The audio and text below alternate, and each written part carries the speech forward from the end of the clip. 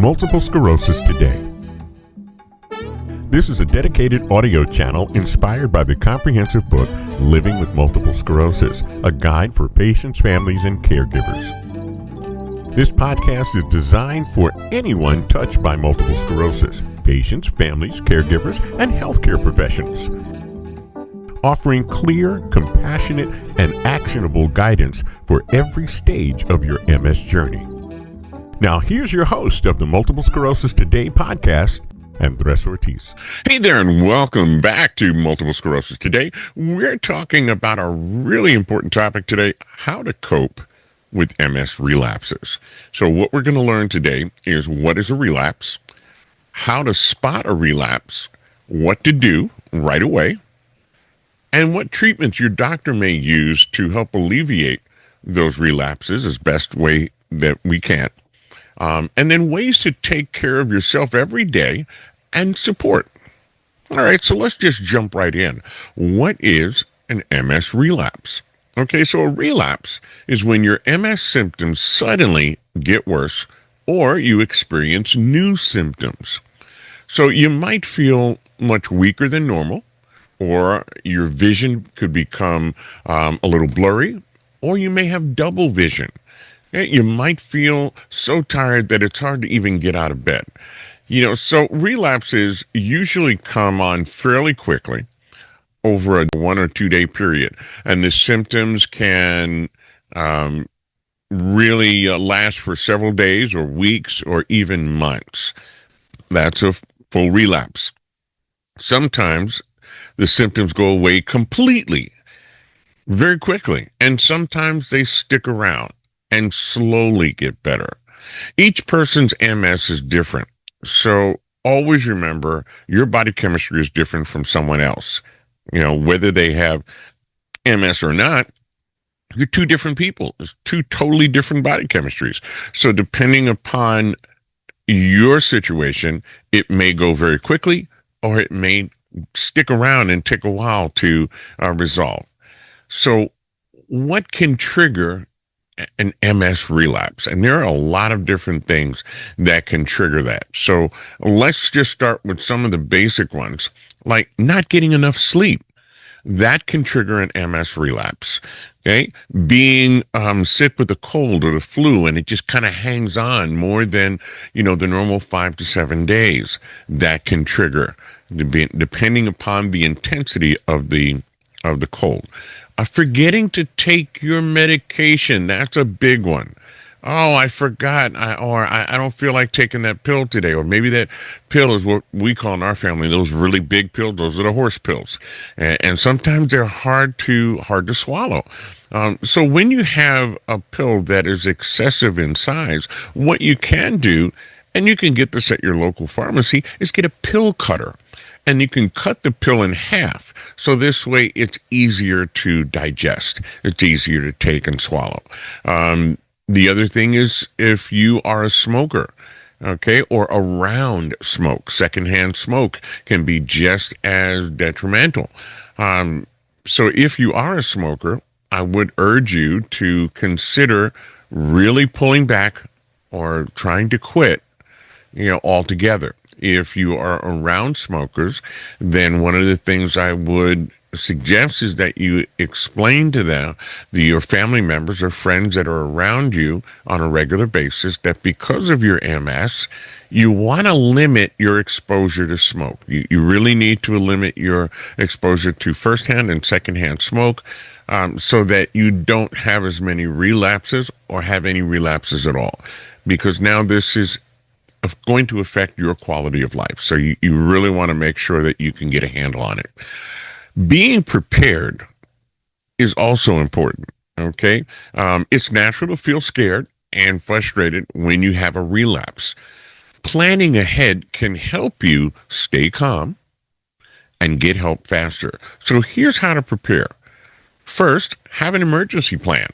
Okay, so keep a doctor, an emergency list of numbers, somewhere easy to find, like on the wall, on the door of the kitchen fridge. Everybody goes into the fridge, so everybody knows, that it's going to be there. And if something happens, just go to the fridge. and you'll see the list of emergency numbers, the doctors, and who to call. Make a list of your medications, okay, and your allergies. That's super important, because when you get help, if you need to have a paramedic or an EMT come to the home to support you, they're going to, and if you're in distress, they're going to need to know what medications you're on, because they don't want to give you something that's going to counteract what your doctor's already prescribed. So it is crucially important that you have your medication list somewhere where it is highly accessible to other members in the home as well as yourself. Maybe you put it in a Ziploc bag, because there may be a couple of different papers, and then you attach a clip with a magnet that can go right on the fridge. All right, don't worry that it doesn't look pretty. It's not maybe aesthetically astute for your color scheme and things that are going on in the kitchen, but we're talking about your life. We're talking about your well-being. The other thing is, tell your friends and family what to do if you do feel sick, if you're not able to do some things around the home, or if you're not able to make that meeting or that appointment, or that gathering. Let them know, because when you let them know, then they understand that it's not that you're blowing them off. It's that you're not able to physically do it at this time. Not that you don't want to do it. You want to be part of the gathering or want to be part of that event. But the reality is that if you're having an MS relapse, by pushing yourself to that event, you could put yourself in more harm's way. So you have to pick and choose which events you're going to go to, which you're able to go to. And if you explain that to your friends, they're not going to feel that you're just blowing them off or that you've just lost interest. It's just you're physically not able to do that. It's okay to ask for help. Pick a friend or family member that you confide in, that you can really trust. This is, as the kids say, this is your ride and die, companion, your friend, your BFF. These are the folks that you can depend on all the time, and you may need to have some help getting to the doctor, or getting to pick up some groceries, or pick up your medication, or just to stay with you at the home for a little bit, because you may have been stuck in because of the relapse.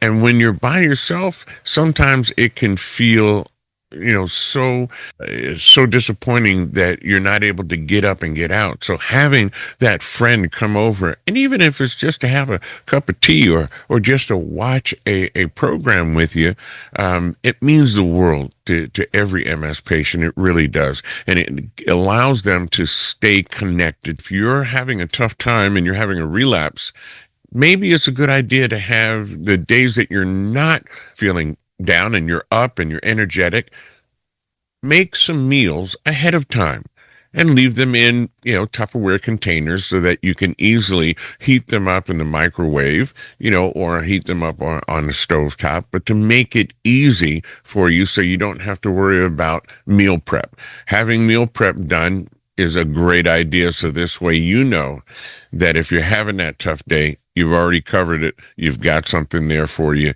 that's easy to get to. Also want to make sure that you have some light, easy, loose clothing, always available in the corner of the bedroom that you can just pick up, because when you're having an attack or you're having a relapse, you want to make sure you're as comfortable as possible. A loose-fitting t-shirt or sweatshirt, some sweatpants, or, some loose-fitting athletic pants, anything that's going to be easy for you to slip in and slip out so that you can get comfortable. What about spotting a relapse?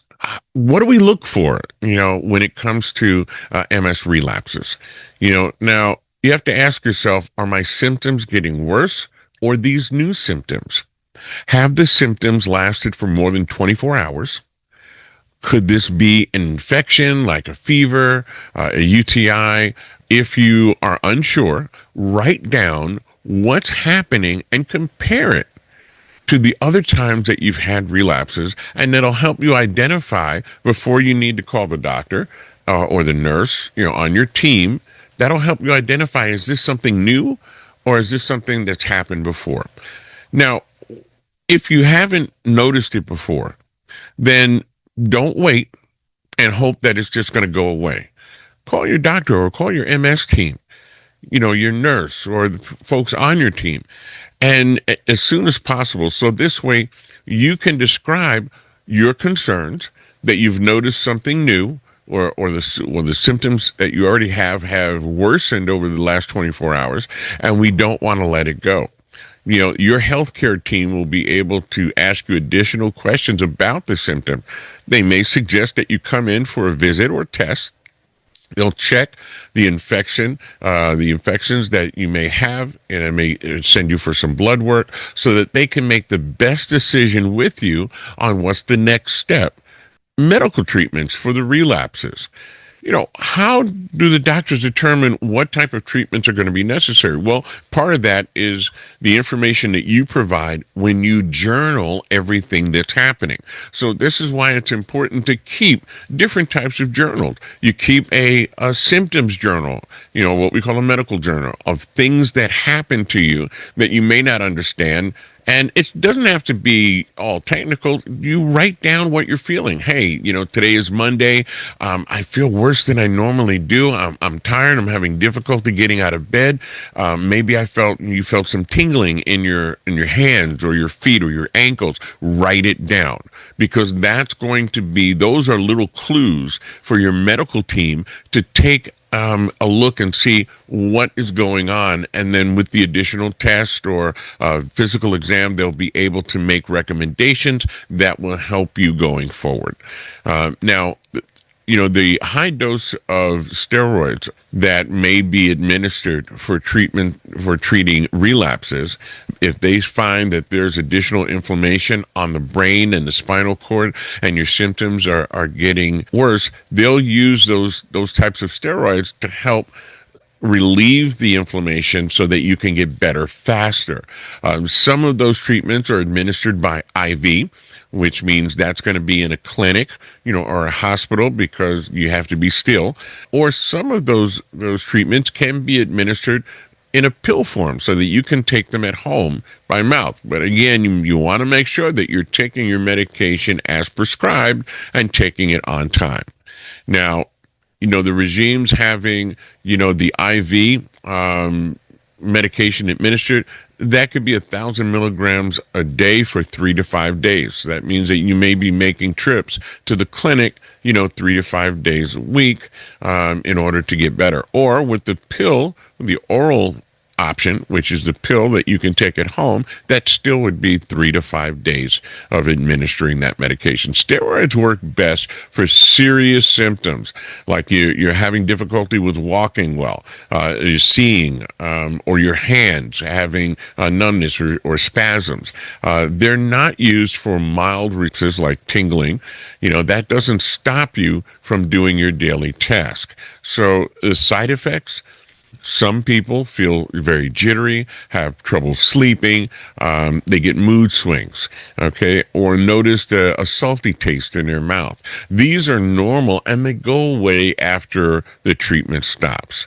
Other therapies, if the steroids don't work, the doctor may try some different type of therapies, like a plasma exchange. Your blood is filtered in a hospital to remove the harmful antibodies, or ACTH injections that help your body make natural steroids if you can't take the typical steroid pills, or the IV plasma transfusion. So these are some things that can take place. Now, coping strategies, there's a lot that we just discussed, and we didn't discuss how it makes you feel. Now, when I'm talking about your feelings, it's not the physical feeling of being tired or fatigued, and exhausted, but the emotional component, and that's where we're going to talk about how do we cope with that. We want to be able to understand all that's going on, and sometimes it can be overwhelming. So we want to make sure that you're resting and you pace yourself. Take naps if you're tired. Okay, break the big task into small ones, because when you do that, you're every time you accomplish a smaller part of the task, that is a great win. So that builds confidence. That builds the ability to say, yes, I can do this. But we have to realize that we are making progress. It may not move as fast, but it's moving. In our household, we say, it's not about how fast you go as long as you go. That's the most important. Ask for referrals from your doctor to get a physical therapist involved, because if moving is hard, they can design a program just for you to help you get better in moving.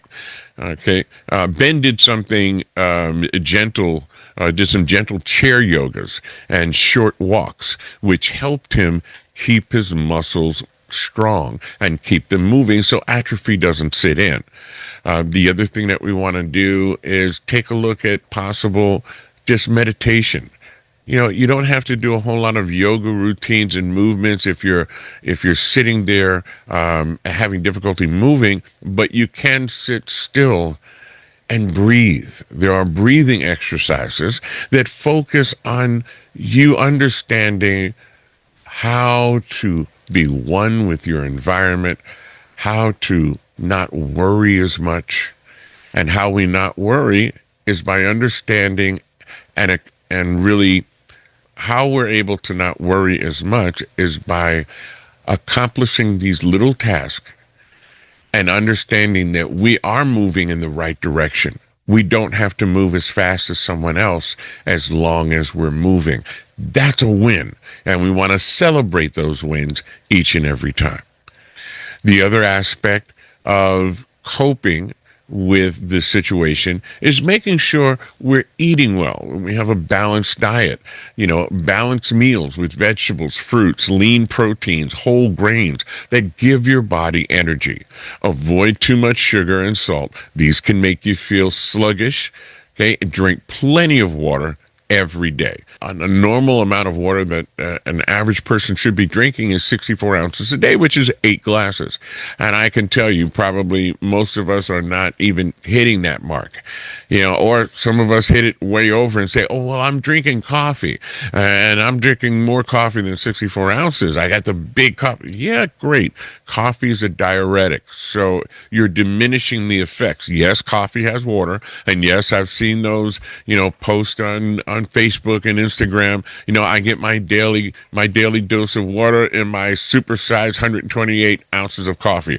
I make magic with my beans. I turn clear water into brown, magical juice. The problem is that the beans that are there in the coffee and the caffeine take away the benefit of just drinking cold water. Now, some of us are not able to just drink water without feeling nauseous. If that is you, then what we suggest is get like a Gatorade or a sports drink that helps you replenish the amino acids in your body.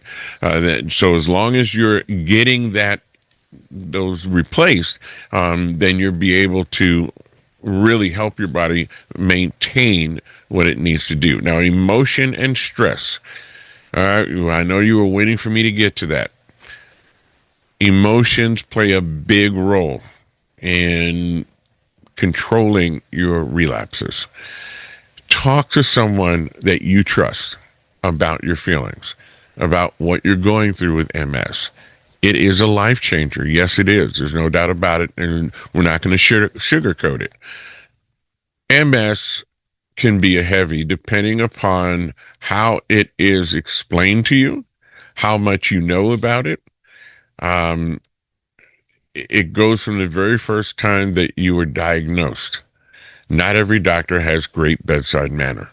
Some of them can make it very difficult to swallow the way that they are presenting it.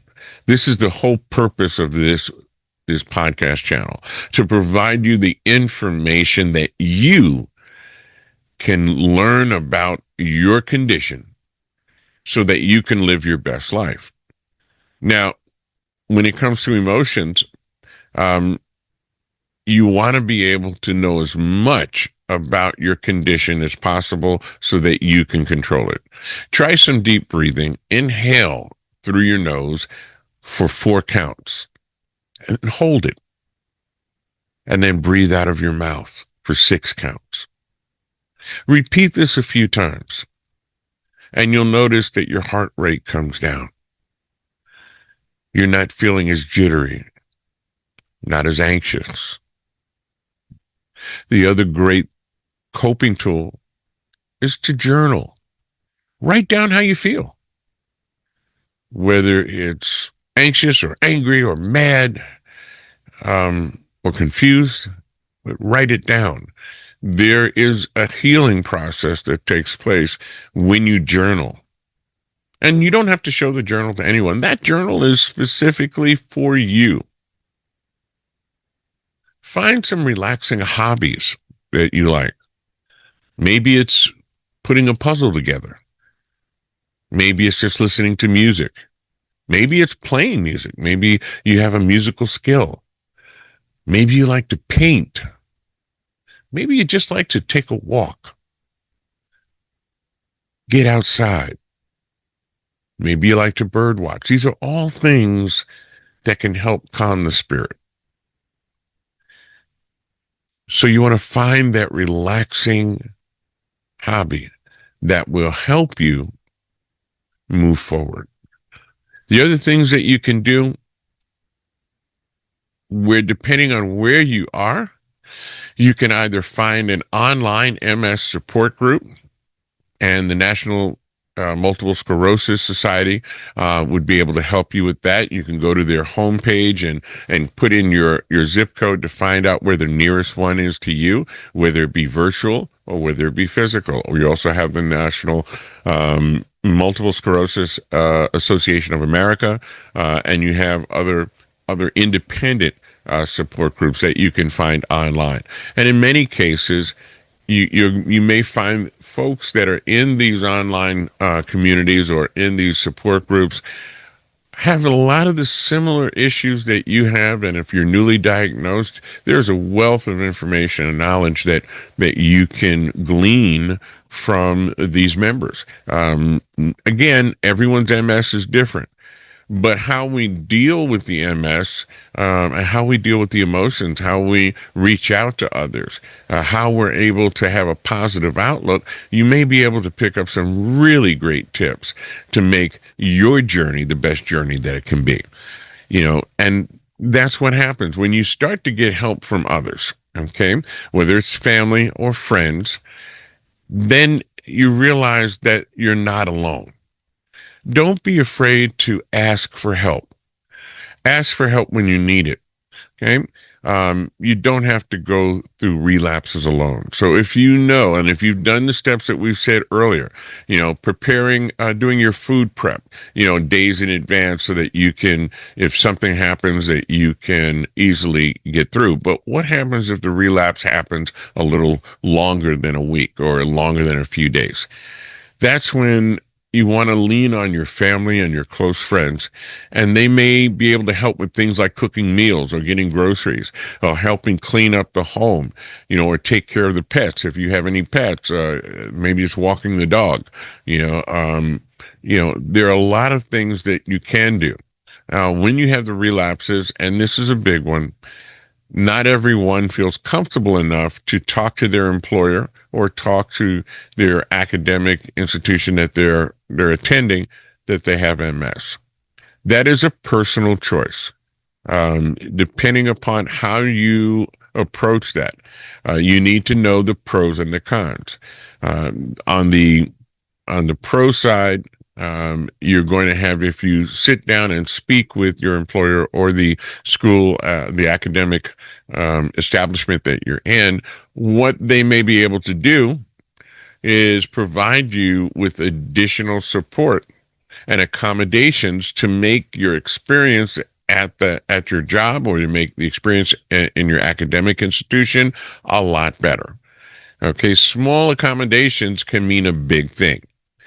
Now, the con to that some people say, well, I don't want to tell my employer because then they'll look at me in a certain way and I'm not going to get that promotion because now I'm disabled or I've MS and they're going to look at me weird and I'm going to just be forgotten. Not all companies do that. Number one. Many of them, yes, they do. I have to attest. I know many people that have had that situation. However, this is why there is the American Disability Act. And there are things that prevent companies from getting away with that. You do have the law on your side. But again, it is a personal choice. I am not going to say that everyone has to do it. But there are considerations. We don't know all the nuances of your situation. That's something you have to go through. And if you're not sure whether to reveal that or not, talk to a trusted friend and talk to some people in the MS Society, okay, the National MS Society, that would be able to advise you clearly on what would be the best option for you. They're not going to make the decision for you, but they will give you the pros and cons, and ask you some questions for you to think about so that you can make the best decision that works for you and your family. Okay? Now, recovery and rehabilitation. Recovering from a relapse takes time. So be patient with yourself.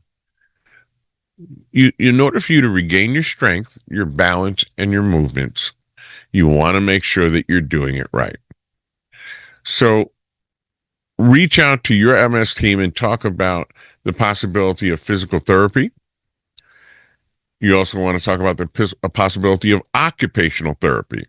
And then if your relapse has involved some issues with your speech, you may even have to speak with a speech therapist so that this way you can get back to where you were prior. Making relapses less likely. Well, there's a lot of things that we've spoken about in the earlier part of this show, and that is making sure we get enough rest, get enough sleep. Take disease-modifying treatments, which are DMTs. You may or may not be on them already. Those are things like Copaxone and Avonox and Rebif. Those are available. Speak to your MS team, speak to your neurologist and your doctor about that. Okay, eating healthy foods. That's very important to make sure that you're getting the right nutrients that the body needs. Don't rely on a lot of these over-the-counter, vitamin pills because they're not really regulated, so you don't know what you're actually getting in them. Talk to your doctor about it. There are some patients, MS patients, that need to have more vitamin D. Get it prescribed so that you make sure that you're getting the actual vitamin D medication and not the stuff that's just has a whole bunch of additives. Again, talk to your team. Avoid being around situations where you can get infections. You don't want to put yourself in situations where you can easily get a common cold. That's going to create a relapse. Manage your stress, and using coping tools can be a big help. We all have that one person that can get under our skin. So let's try to approach that individual differently. And sometimes it may be avoiding that individual altogether. Could be a friend, could be a family member. You have to be able to take a look at what is driving your stress. And it could be a lot of different things. It could be financial stress. It could be emotional stress. It could be personal stress. Attack them one at a time. Approach them one at a time. And if you need help, then reach out to speak to someone to help you get that under control. Because when your body is stressed out, it's not able to do what it needs to do to protect itself. Remember, MS, multiple sclerosis, is an autoimmune disease, which means you don't have the benefit of your autoimmune system to protect you against all of the germs and things that are trying to attack our body each and every day. So we want to make sure that we do things smart and not harder. Okay? So when do you seek extra help? Well, if you're not sure, call your team, call your doctor. and they'll let you know, depending upon your conversation, if you should get to a clinic or the hospital right away. If you're having trouble breathing or swallowing, if you have a very high fever with new symptoms, you definitely want to reach out to the team, and they'll probably direct you to go to the hospital. The other thing with fever is, we grew up at a time when everyone thought that, your base or the normal temperature was 98.6. Through the journey that I've had here with my family, with my wife, we found that everyone's baseline temperature is slightly different. And it's important for you to know what your baseline temperature is. My wife's baseline temperature is 96.7. That's lower than the 98.6. But what that does, it lets us know that when we check her temperature on a regular basis, or if she's having a relapse or, having an attack, we'll know how serious it is. Because for her, if she's running a 98.6, that's a low-grade fever. If she's running a 99, which is considered low-grade to everyone else, that's a danger zone for us. So it's important to know what your baseline body temperature is. And you know that by taking your temperature on a regular basis. Okay, now you don't have to worry about sticking something in your mouth like we were when we were kids. You've got these great devices that can be scanned right on your forehead. It just takes a few seconds a day, and journal it, write it down, and you'll start to see the normal temperature that is you're recording, and you'll know that if your temperature is 96.7, you go 96.8, 96.9, that's your normal. If your normal is 97.3, then that's your normal. So anything above that. So it's important to know your body, know what your normal baseline is, so that you can be able to deal with things effectively. Keeping hope. Living with MS and relapses, having MS relapses, is hard. We're not going to cut that any other way. It's hard. But remember, you have strength. And with good planning, good support team, and by taking care of your body and your mind, you can get through these relapses and bounce right back. So if you ever feel discouraged or overwhelmed, reach out. Reach out to your team. There's always help available. In the description, in the link of this podcast, I've listed some resources that you may want to check out. So you can go through. There are some resources there from the National MS Society, from the Multiple Sclerosis Association of America. You have Multiple Sclerosis Foundation. There's a lot of resources there for you. I would ask that, check them out and see if there's anything there, and I'm pretty sure there is, that you can use that would help you in your journey with MS to live your best life. So thank you for listening to Multiple Sclerosis Today. You are stronger than you think. Okay? So always remember that. You're never alone, and you don't have to face MS relapses alone or MS itself alone. So we thank you for reaching out and watching this show today, and we hope that you have your best life and your best journey with MS. Until next time, take care.